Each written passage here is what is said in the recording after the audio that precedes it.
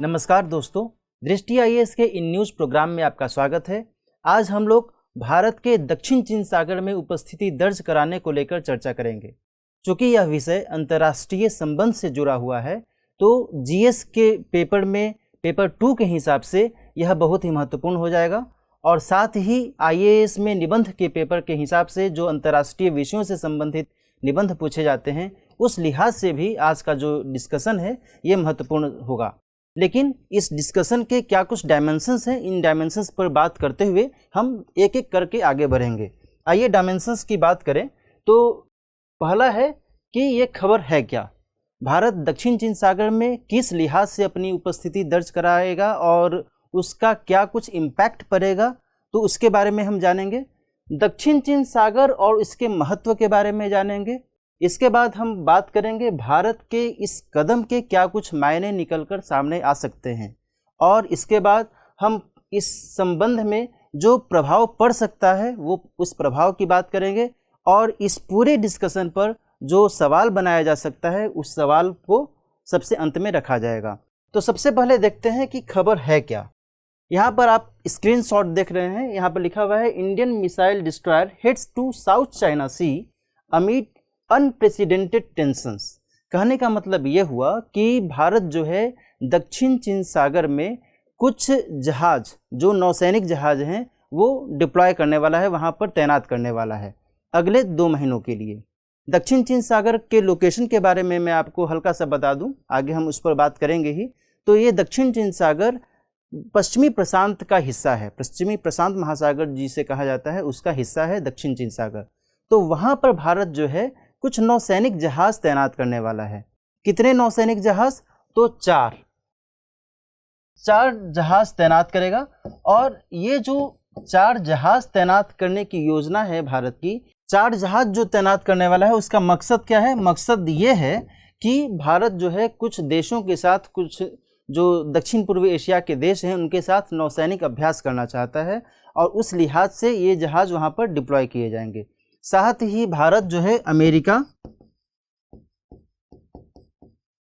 Japan और Australia, इनके साथ भी नौसैनिक अभ्यास करेगा। और मैं आपको थोड़ा सा यहाँ पर हिंट दे दूं कि ये जो देश हैं भारत के साथ मिलकर के क्वाड कंट्रीज़ कहलाते हैं। चूँकि ये चारों देश अलग अलग कॉर्नर में है पूरे विश्व के मानचित्र पर, इस कारण से इन्हें क्वाड कंट्रीज़ के रूप में जाना जाता है और वे पिछले कुछ समय से नौसैनिक अभ्यास करते आ रहे हैं। तो इस बार भी ये देश नौसैनिक अभ्यास करेंगे। आगे हम बताएं तो ये जो 4 जहाज़ की बात की जा रही है, ये जो 4 जहाज़ हैं ये कौन से जहाज़ हैं? तो ये जो आप यहाँ पर तस्वीर देख रहे हैं ये है INS रणविजय, ठीक है। दूसरा है INS शिवालिक, यहाँ पर आप नाम देख रहे हैं इसका, INS शिवालिक है। तीसरा है INS कदमत और चौथा है INS कोरा।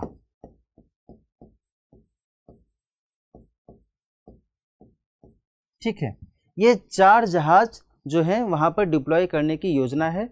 तो दरअसल बात यह है कि ऊपरी जो मकसद है, ऊपरी मकसद तो है कि हम नौसैनिक अभ्यास करेंगे, लेकिन जो अप्रत्यक्ष मकसद है भारत का, भारत ये चाहता है कि हम वहाँ पर अपनी मौजूदगी दर्शा करके और चीन को एक तरीके से संकेत दें कि हम भी कम नहीं हैं।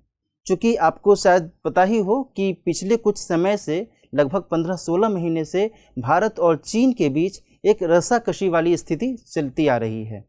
तो उस लिहाज से देखा जाए तो भारत जो है इस तरीके की कुछ कूटनीतिक योजनाएं बनाने की कोशिश कर रहा है। आगे हम देखते हैं तो यदि हम पूरे दक्षिण चीन सागर के महत्व की बात करें, जब हम दक्षिण चीन सागर की बात करते हैं तो आखिर इस लोकेशन का क्या कुछ महत्व है और क्यों भारत वहाँ पर ये नौसैनिक अभ्यास करने की योजना बना रहा है, चीन का इस मामले में क्या कुछ दखल है, इस पूरे विषय पर हम यहाँ पर बात करते हैं। तो यहाँ पर आप देख रहे होंगे रणनीतिक महत्व। रणनीतिक महत्व का मतलब यहाँ पर यह हुआ कि इस पूरे लोकेशन में ये जो पूरा का पूरा क्षेत्र है, ये है दक्षिण चीन सागर का क्षेत्र, ये है चाइना, ये है वियतनाम यहाँ पर है मलेशिया, इधर है फिलीपींस। तो इस पूरे लोकेशन में कई देश हैं, साउथ ईस्ट एशिया के कई देश हैं, चीन है, उधर जापान है, इधर इंडिया है। तो ये जो देश हैं ये मिलजुल करके कुछ न कुछ यहाँ पर गतिविधि करने की कोशिश करते रहते हैं। कभी चीन इस पर अपना दावा करता है, उसके बारे में भी बात करेंगे, चीन किस हिसाब से दावा करता है। तो कभी ये देश वहाँ पर अपना दावा करते हैं, यहाँ तक कि अमेरिका भी वहाँ पर अपना हस्तक्षेप जताता रहता है। तो कहा जा सकता है कि ये जो क्षेत्र है ये कुल मिलाकर के भू राजनीतिक धुरी का रूप ले चुका है, ठीक है ना। तो कहा जा सकता है कि यह चित्र कुल मिलाकर के भू राजनीतिक धुरी का रूप ले चुका है, ठीक है। तो रणनीतिक महत्व के दृष्टिकोण से तो ये स्थिति है। यदि हम आर्थिक महत्व की बात करें तो आर्थिक महत्व के दृष्टिकोण से यह क्षेत्र बहुत ही महत्वपूर्ण है। क्यों महत्वपूर्ण है? क्योंकि यहाँ पर न केवल तेल के भंडार हैं बल्कि प्राकृतिक गैस, जिसे नेचुरल गैस भी कहा जाता है, उसके भी भंडार हैं। यहाँ पर बहुत बड़े पैमाने में, बहुत बड़ी मात्रा में यहाँ पर तेल और प्राकृतिक गैस की उपस्थिति दर्ज की गई है। ऐसे में जो ये देश हैं, चीन है या फिर साउथ ईस्ट एशिया के देश हैं या फिर अमेरिका है, तो ये लोग चाहते हैं कि इस जो आर्थिक संसाधन है, प्राकृतिक संसाधन है, इसका वो अपने हित में उसका उपयोग करना चाहते हैं। हम सब जानते ही हैं कि जो हमारा अभी का जो समय चल रहा है वो ऊर्जा क्षेत्र में बहुत ही महत्वपूर्ण समय चल रहा है। जिसके पास में ऊर्जा की ताकत है, जिसके पास में ऊर्जा का नियंत्रण है, जैसे कि नवीकरणीय ऊर्जा या फिर तेल या फिर गैस के कंटेक्स्ट में देखा जाए, तो जिसके पास में इस तरीके का कंट्रोल है, जिसका इस पर कब्जा है, वह देश बहुत ही आगे जा रहा है और वह देश अन्य देशों को प्रभावित भी कर रहा है अपनी रणनीति के हिसाब से।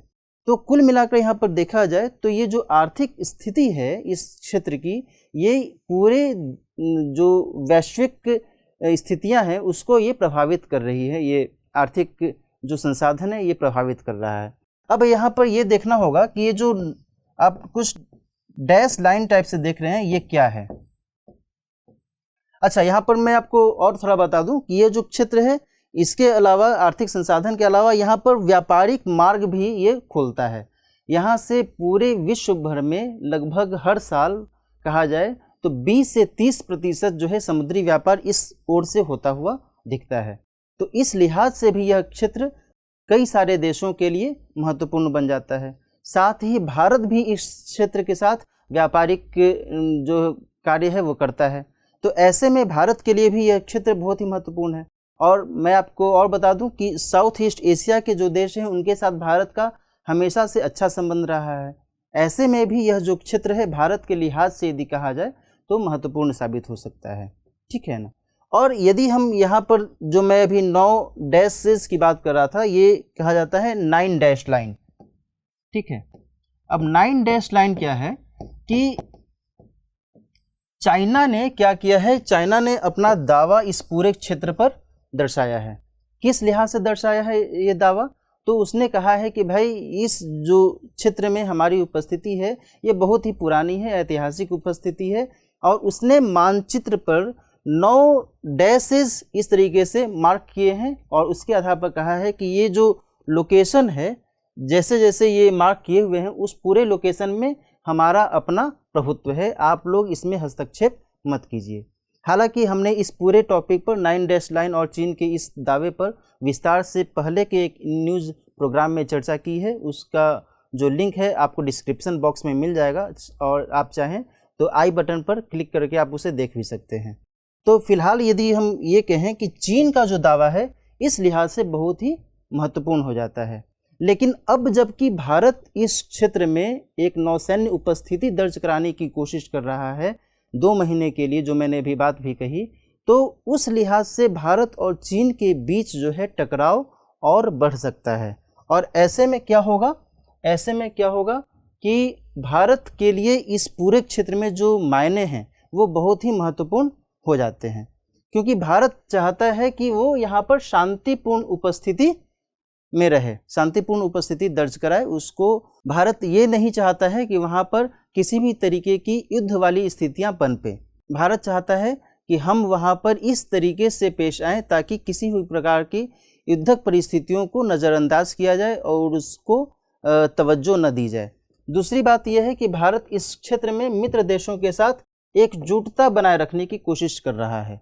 जाहिर सी बात है, मैंने शुरू में भी बताया कि यहाँ पर भारत के दक्षिण पूर्व एशियाई देशों के साथ जो संबंध है वो भी उभर कर सामने आ रहे हैं। भारत का जापान के साथ संबंध है, भारत का अमेरिका के साथ संबंध है। अमेरिका भी इस क्षेत्र में अपनी जो राजनीतिक हित है वो दर्शाने की कोशिश कर रहा है। तो ऐसे में यदि भारत इन देशों के साथ मिल करके इस क्षेत्र में नहीं पहुंचता है, इस क्षेत्र में अपनी स्थिति को स्पष्ट नहीं करता है, तो फिर वो एकजुटता वाली जो स्थिति है वो नहीं दिख पाएगी। तो इस लिहाज से भारत जो है मित्र देशों के साथ जो एक बेहतर रवैया अपनाने की कोशिश कर रहा है, उस दृष्टिकोण से यह जो भारत का कदम है वो बहुत ही महत्वपूर्ण माना जा सकता है। आगे बात करें तो भारत ने एक्ट ईस्ट पॉलिसी को अपनाया हुआ है। 2014 से भारत ने इस पॉलिसी को अपनाया है। पहले भारत ने लुक ईस्ट पॉलिसी को अपनाया था, ठीक है। लेकिन आफ्टर 2014 भारत ने एक्ट ईस्ट पॉलिसी को अपनाया।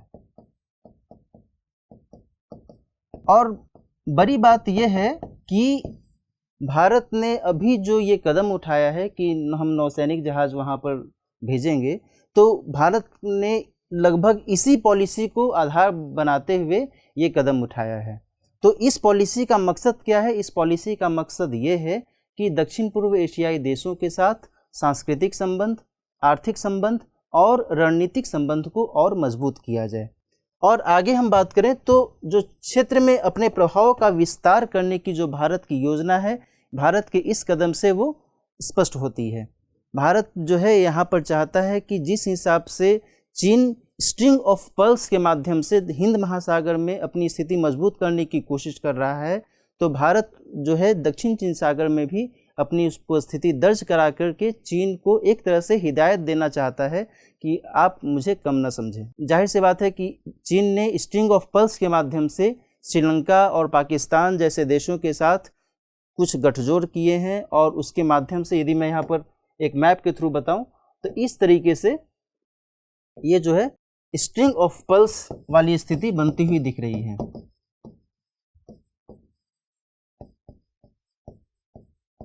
जिसे हम लोग मोतियों की माला भी कर सकते हैं, ठीक है।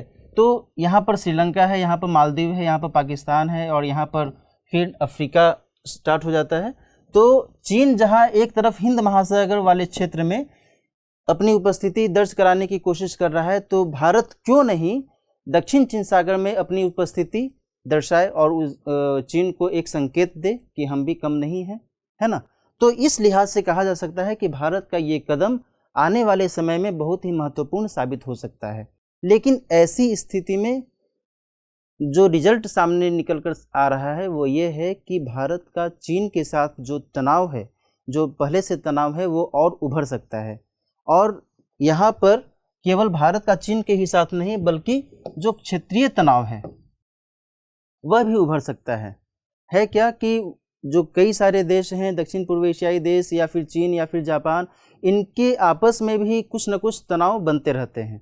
और इन देशों का चीन को यदि छोड़ दिया जाए तो इन देशों का भारत के साथ हमेशा से एक अच्छा संबंध रहा है, और भारत जब यहाँ पर आएगा तो फिर चीन का इन देशों के साथ भी जो पहले से तनाव है वो और उभर सकता है। और रही बात भारत और चीन के बीच के विद्यमान तनाव की, तो मैं आपको क्लियर कर दूं कि पिछले 15-16 महीने से, जो मैंने शुरू में भी बताया कि पिछले 15-16 महीने से हिमालय क्षेत्र में भारत के उत्तर वाले हिस्से पर जो है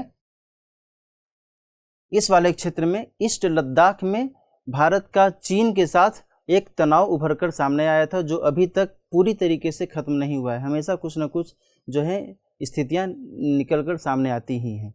तो ऐसे में चीन जबकि चाहता है कि पूरे दक्षिण चीन सागर पर उसका अपना नियंत्रण हो, उसका अपना प्रभुत्व हो, और बाकी कोई भी देश उसमें हस्तक्षेप न करे, न ही अमेरिका हस्तक्षेप करे, न ही जापान हस्तक्षेप करे, और न ही कोई अन्य कंट्री हस्तक्षेप करे। ऐसे में भारत जो है यहाँ पर अपनी उपस्थिति दर्ज कराकर निसंदेह तौर पर कहा जा सकता है कि चीन को एक बहुत बड़ा संदेश देना चाहता है। लेकिन अब देखने वाली बात होगी कि आगे की स्थिति में हम किस हिसाब से इस पूरे घटनाक्रम को देखें।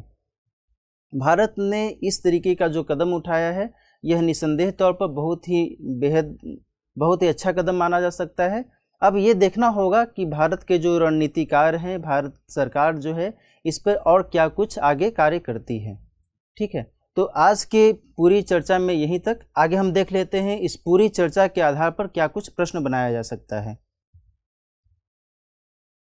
प्रश्न है कि विवादित दक्षिण चीन सागर में भारत की उपस्थिति क्षेत्रीय तनाव को और उभार सकती है। चर्चा कीजिए। जो मैंने शुरू से लेकर अंतिम तक बताया कि भारत जिस हिसाब से दक्षिण चीन सागर में नौसैन्य उपस्थिति दर्ज कराने की कोशिश कर रहा है और साथ ही चीन के साथ जो उसका हालिया समय में तनाव उभरा है, उस लिहाज से यह जो कदम है वो कितना महत्वपूर्ण है, कितना वो जायज़ है, इसके बारे में आपको बताना होगा। और साथ ही यहाँ पर यह भी बताना होगा कि जो क्षेत्रीय तनाव है, भारत और चीन के अलावा जो बाकी जो क्षेत्रीय शक्तियाँ हैं उनका इस पूरे मामले में क्या कुछ कदम है, उसके बारे में भी आपको थोड़ा बताना होगा। तो आज की पूरी चर्चा यहीं तक समाप्त करते हैं। मिलते हैं नेक्स्ट सेशन में किसी नए टॉपिक के साथ। तब तक के लिए नमस्कार।